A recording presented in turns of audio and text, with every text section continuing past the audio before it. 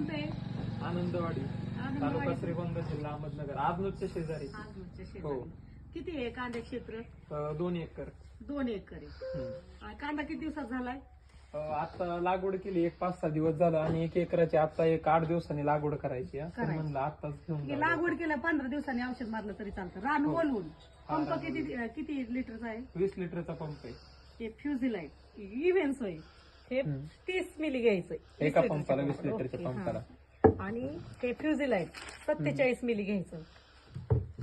ह्याचा फटका नाही बसा. आणि मुळी चांगली राहावी म्हणून हे देतो पण क्युमिक एका पंपाला. हा. आणि शेवटी हे स्टिकर घ्यायचं. सिलिकॉन बेस आहे. 8 ml घ्यायचं. ओके.